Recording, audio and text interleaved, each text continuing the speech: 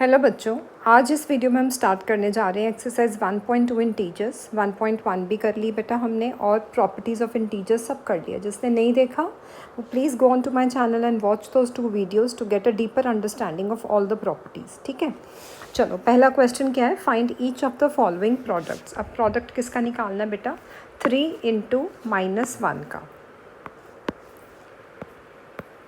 ठीक है, 3 × -1 का प्रोडक्ट निकालना है। तो बेटा क्या होता है कि मल्टीप्लिकेशन के अंदर जब आपके पास number of negative integers count करने हैं, कितने हैं number of negative integers, number of negative integers on counting.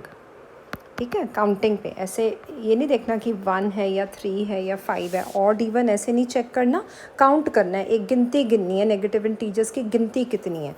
Number of negative integers on counting if is even, तो आंसर में क्या लगता है बच्चे, हमेशा पॉजिटिव साइन लगता है। ठीक है, उल्टा हो जाएगा। अगर number of negative integers on counting, count कर रहे हो जिस भी सम के अंदर मल्टीप्लाई हो रहे हैं नेगेटिव इंटीजर्स, अगर काउंट करने पे हमें ऑड नंबर मिलता है तो आंसर में हमेशा बेटा नेगेटिव साइन लगता है। ठीक है, ये अगर आपको याद रहेगा ना तो आपको कभी भी मल्टीप्लिकेशन ऑफ इंटीजर्स में दिक्कत नहीं आएगी। आपको नहीं ये देखना पड़ेगा कि माइनस माइनस ये प्लस हो गया, इसके साथ फिर माइनस हो गया, कुछ नहीं चिंता करने की ज़रूरत। ठीक है, तो अगर हम ये वाला रूल इस पर अप्लाई करते हैं तो बताओ कितने नंबर ऑफ नेगेटिव इंटीजर्स है, काउंट करो। एक ही है ना, एक है। एक मतलब क्या हुआ, ऑड। ऑड मतलब आंसर में साइन क्या आएगा, 3 1 3 and it is going to be -3। ठीक है, same is the case in the second B part. 225 × -1, एक ही नेगेटिव इंटीजर है, एक मतलब ऑड नंबर, तो आंसर आ गया -225। ठीक है, अब नेक्स्ट क्वेश्चन देखो नेक्स्ट क्वेश्चन में काउंट करो कितने नेगेटिव इंटीजर्स हैं, 1 और 2। तो टोटल कितने हो गए, 2 नेगेटिव इंटीजर्स हो गए। जहाँ 2 आ गया वो इवन नंबर हो गया। ठीक है, इवन नंबर मतलब आपका साइन क्या आएगा, पॉजिटिव। तो मल्टीप्लाई कर लेते हैं। ठीक है, 21 × 30, 0 1 0, 0 2 0, 3 1 3, 3 2 6। ये मैं उन बच्चों के लिए कर रही हूँ जिनको अभी भी डबल डिजिट की मल्टीप्लिकेशन की ज़रूरत पड़ती है, वरना इसको मल्टीप्लाई करना बहुत सिंपल है। 21 × 30 में क्या करोगे, सिर्फ 21 × 3 मल्टीप्लाई करो, 63 आ जाएगा और बाद में यहाँ पे 0 लगा दो। ठीक है, तो आंसर आ गया आपके पास बेटा 630 और पॉजिटिव साइन लगेगा, जिसका मैंने आपको ऊपर रूल बता दिया। ठीक है, अब नेक्स्ट क्या है, कितने नेगेटिव इंटीजर्स हैं, 1 2। 2 नेगेटिव इंटीजर्स मतलब आंसर में प्लस का साइन आएगा। 316 × 1 इज़ 316। ठीक है, क्योंकि 1 आपको पता है मल्टीप्लिकेटिव आइडेंटिटी होती है। ठीक बच्चे, चलो अब ये वाला अगला क्वेश्चन तो बहुत ही सिंपल है। जहाँ भी मल्टीप्लिकेशन की एक क्वेश्चन में 0 आ जाता है तो बेटा आंसर क्या आएगा, 0। उसमें चाहे कितने भी नेगेटिव इंटीजर्स हो, दैट डज़ नॉट मैटर। ठीक है, तो यहाँ पे 0 आ गया।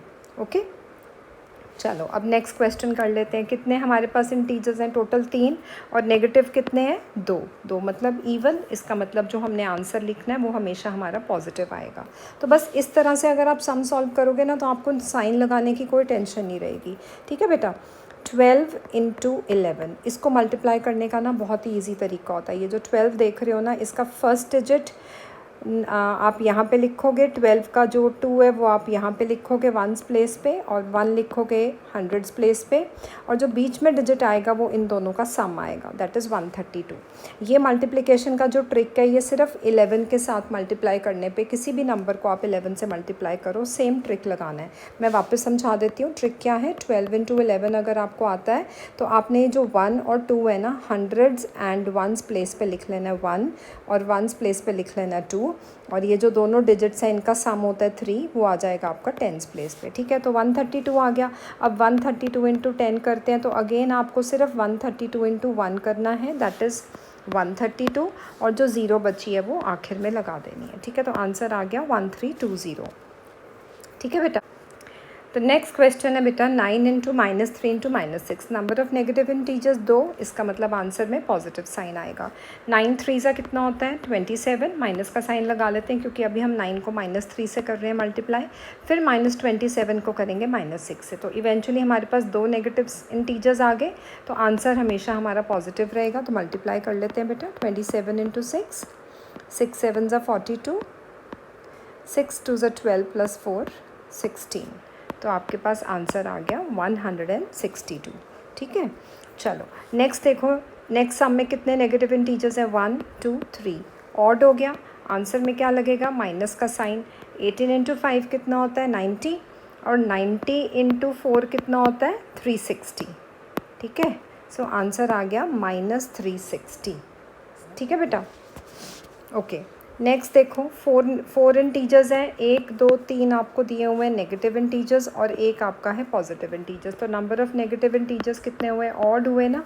तो 2 1 ज़ा 2, फिर 2 के बाद 3 से मल्टीप्लाई किया, -3 रहेगा यहाँ पे, -6, और साथ में जो 4 है उससे मल्टीप्लाई करके क्या आ जाएगा? -24। ठीक है, नेक्स्ट क्वेश्चन है, देखो कितने इंटीजर्स हैं? 1 2 3 4, चारों के चारों नेगेटिव हैं, और 4 क्या होता है हमारा? Even number. ठीक है, इवन नंबर आ गया तो नेगेटिव साइन जो हो जाएगा वो गायब हो जाएगा, कैंसिल हो जाएगा।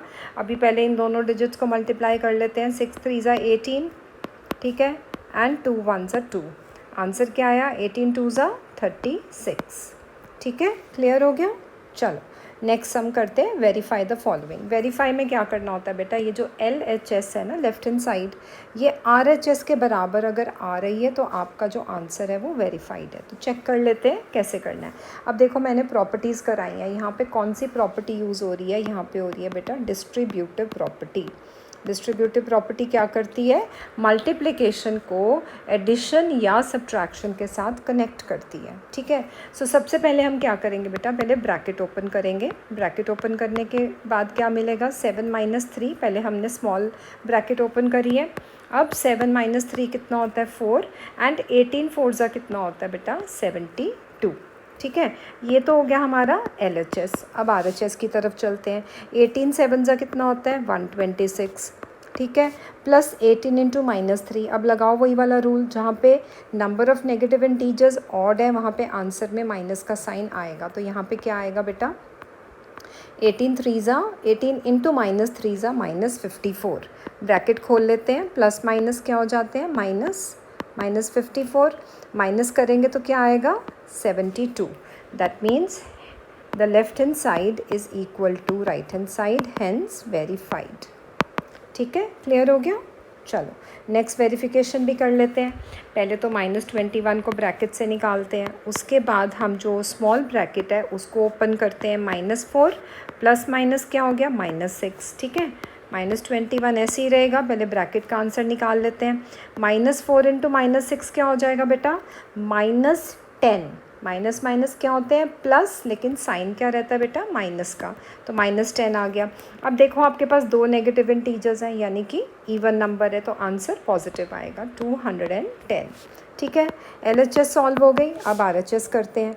चलो पहले साइन ब्रैकेट ओपन कर लेते हैं। -21 × -4 प्लस -21 × -6। ठीक है, अब अगेन हमारे पास दो नेगेटिव इंटीजर्स हैं, यहाँ पे भी दो हैं, तो आंसर पॉजिटिव रहेगा। 21 4 ज़ा कितना होता है? 84। ठीक है, 21 6 ज़ा कितना होता है? 126। 126 एंड 84 प्लस करेंगे तो कितना आएगा बेटा? 210। इसका मतलब हमारा LHS जो है वो RHS के इक्वल हो गया, हेंस वेरीफाइड। ठीक है, ये ध्यान रखना है कि आपकी जो वैल्यूज़ हैं वो इक्वल आनी चाहिए। अगर आपने एक भी साइन की कोई गलती कर दी बेटा, वो वेरिफिकेशन रॉन्ग हो जाएगी। ठीक है, चलो नेक्स्ट क्वेश्चन क्या है? For any integer A what is -1 × A equal to. ठीक है, इसको सॉल्व कर लेते हैं। कोई भी इंटीजर है आपके पास A, ठीक है, अगर उसको हम -1 से मल्टीप्लाई करेंगे तो आंसर क्या आएगा? -A। ठीक है, क्लियर हो गया। -1 से मल्टीप्लाई कर रहे हैं, एक ही नेगेटिव इंटीजर है, तो एक नेगेटिव इंटीजर है तो आंसर में माइनस का साइन कैरी फॉरवर्ड होगा। ठीक है, क्लियर हो गया। अब A की जगह मान लो हम 6 ले लेते हैं, तो 6 × -1 कितना होगा? -6। ये आप एग्जाम्पल दे के वहाँ पे शो कर सकते हो। ठीक है बच्चे, चलो नेक्स्ट है determine the integer whose product with -1 is -22। -1 के साथ हम ऐसा कौन सा नंबर मल्टीप्लाई करें कि -22 आ जाए। अब इधर भी माइनस है, इधर भी माइनस है, तो हम इसको किससे मल्टीप्लाई करेंगे? 22 के साथ, क्योंकि अगर एक नेगेटिव इंटीजर होता है तो वो ऑड हो गया, अगर ऑड हो गया तो आंसर में माइनस का साइन लगेगा। तो अगर आपको माइनस का साइन आंसर में ऑलरेडी दिया हुआ है और आपको पूछा है कि कौन सा नंबर है जो -1 से मल्टीप्लाई करेंगे, तो उसी का आपने पॉजिटिव इंटीजर लिख के आना है। ठीक है, नेक्स्ट है determine the integer whose product with -1 is 37। -1 के साथ हम ऐसा कौन सा इंटीजर मल्टीप्लाई करें कि आंसर 37 आ जाए। तो जाहिर है कि हमने यहाँ पे भी माइनस का ही एक साइन लेके इंटीजर को मल्टीप्लाई करना है। ठीक है, आइडेंटिटी तो सेम रहेगी ना, मल्टीप्लिकेटिव आइडेंटिटी तो 1 के साथ हर इंटीजर की सेम होती है। तो माइनस माइनस में क्या हुआ, हमारे पास 2 नेगेटिव इंटीजर्स आ गए। 2 नेगेटिव इंटीजर्स मतलब even number of negative integers, तो आंसर क्या आएगा बच्चे? पॉजिटिव। अब ज़ीरो है, ज़ीरो में तो कुछ सोचने की ज़रूरत ही नहीं है, हमें आंसर ज़ीरो चाहिए, तो मल्टीप्लाई किससे करेंगे? ज़ीरो से। ठीक है, ये क्वेश्चन क्लियर है। चलो now moving on to the last question, starting from -1 into 5। ठीक है, हमें कहाँ तक लेके जानी है अपनी मल्टीप्लिकेशन? -1 इंटू -1 तक। तो -1 इंटू 5 कितना होता है बेटा? -5। -1 इंटू 4 कितना होता है? -4। -1 इंटू 3 -3। -1 इंटू 2 -2।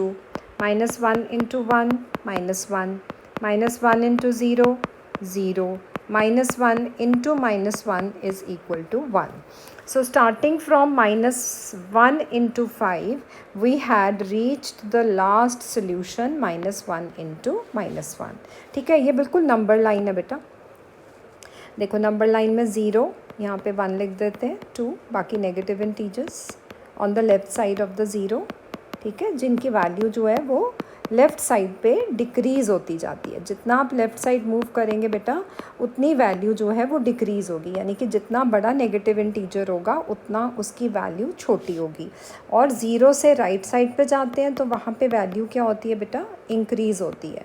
कहाँ पे? Right side of the number line from 0। ठीक है, तो इसका मतलब यहाँ पे जो हमें ये आंसर्स मिले हैं, ये क्या मिले हैं बेटा? ये मिले हैं हमें असेंडिंग ऑर्डर में। -5 सबसे छोटा है और 1 सबसे बड़ा है। ठीक है, -4 -3 -2 -1 0। ठीक है, अगर आपको पूछा जाता है कि ये नंबर्स किस ऑर्डर में ऑब्टेन हुए हैं, तो आपने क्या लिख के आना बेटा? असेंडिंग ऑर्डर में। ठीक है, क्लियर हो गया। चल, तो यहाँ पे आपकी ये एक्सरसाइज 1.2 फिनिश होती है बेटा। मिलते हैं अगले वीडियो में with exercise 1.3। Till then stay connected and stay tune to my channel and don't forget to like, share and subscribe. Thank you.